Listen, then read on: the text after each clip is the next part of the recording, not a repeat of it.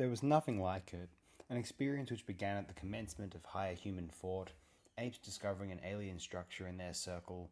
It precipitates the development of tools, the seeds of civilization. Then that ballet of spacecraft, the most triumphant display of 20th century technology in the species' artistic library. The clean interior sets, the fluid, seamless cinematography, Jeffrey Unsworth is to thank, displaying, like a curious, omnipotent, non-corporeal spy, the commute of Hayward Floyd to a lunar outpost, Clavius Base, near the crater designated Tycho. They have uncovered an artifact. What could it be? They don't know what it is. But we know. We saw it earlier. The camera functions as a higher being, bidding us look first into the past and then into the future. We have been watching you this whole time, and you could never know. And not only watching you, we guided you into thought so that you might find us in space. Kubrick, Clarke, and Unsworth were, or rather may as well have been, intend that the viewer experience these vignettes as though visions from the monolith's designers. Dave Bowman and Frank Poole have been withheld key information about the purpose of their mission. Their ship's computer, HAL, knows. HAL's behavior has been discussed and analyzed to this day. It, I initially typed he, and I feel as though it deserves a personal pronoun as it, he, at least developed the illusion of having an independent, self-interested personality. HAL makes us question, why wouldn't he have developed a personality, something akin to a consciousness?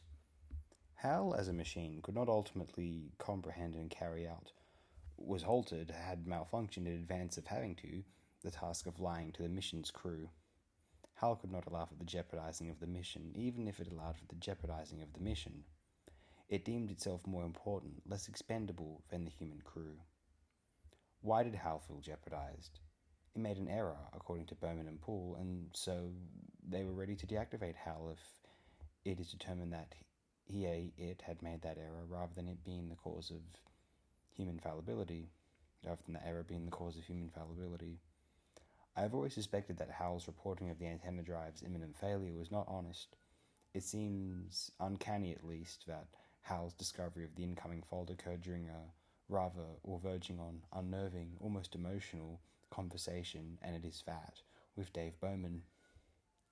HAL does not betray anything close to emotion again until Dave is insisting he be let back into the ship. Here HAL can't help but sound frenzied. Then, infamously, at the end, of course, iconically, HAL begs for his life and insists that he is better. Either way, at this end, HAL was either wholly capable of lying and attempting to manipulate human emotions to its, or his, own advantage, or the mission's, HAL would so insist, or had developed a pathos, feelings, and a consciousness, a conscience, which had no predisposition to adequately process. Here, we can never truly know, whilst we have a living subject's face to analyze more objectively than their words might allow. With HAL, we only have an ominous, ambiguous voice, calming and clinical, apologetic yet stern, and that unforgettable, all-seeing red eye. That red dot display can evoke HAL's possible concern, his potential rage, his glitching doubt, and unforeseen, unplanned existentialism, and a fear of death. Perhaps HAL, or Kubrick, is just adept enough at handling human emotion, although in any circumstances HAL behaved in a manner that was out of his programming. The real question is whether he would or could have coldly justified his actions to the mission's planners, or whether he would have confessed, or lied about, his crisis of being. When Dave discovers the monolith floating in space, now more aware of the true purposes of their mission, he enters a vortex of overwhelming lights, unfamiliar worlds, incomprehensible visions, and otherworldly experience. He awakens in a room which doesn't appear to be alien, a bedroom. Our first memories lie here, and we expect, perhaps hope, to die here. As helpless and brittle as when you were born, you observe yourself in the mirror.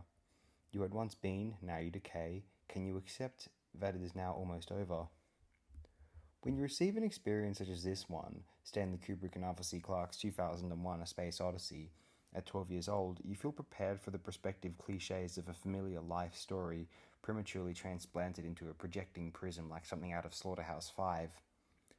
Although as he is enveloped by the monolith once more, he appears above the planet itself, an icon among the stars, a new celestial body in and of itself, reborn among the stars to explore the next frontiers of evolution, of consciousness, of life. The most ambitious film ever made up to that point, some still claim the best. Up to that point in time, it may well have been the very best ever made. I owe so much to Stanley Kubrick in 2001: A Space Odyssey. A 12-year-old in 2008 cherished his DVD of this film, and I wonder if Kubrick himself would have considered this indicative of the film's success or failure. It made my life very, very happy, and it still does. And even if everything turns out to be nihilistic misery and garbage, and 2001: A Space Odyssey's ideals seem one day, or today, like a sick joke born of post-war American prosperity and privilege, it still makes me happy that humanity could at one time occupy and make one of the most iconic and intently, passionately discussed works of 20th century art, occupy such a place of cerebral aspirations, technological optimism, and futuristic momentum, a lost era wherein artistic efforts at raising consciousness might have held some global, universal, cosmic relevance. No film trying to be 2001: A Space Odyssey since 2001: A Space Odyssey has come even remotely close. It is not possible to replicate. It was intended as the be-all, end-all. It was, it is, it remains. It might be the monolith which our species needs, or could send to other worlds in order to convince them that we're much, much better than we are. Then if we, or one or some of us, were responsible for 2001: A Space Odyssey, I suppose we can't be so bad after all.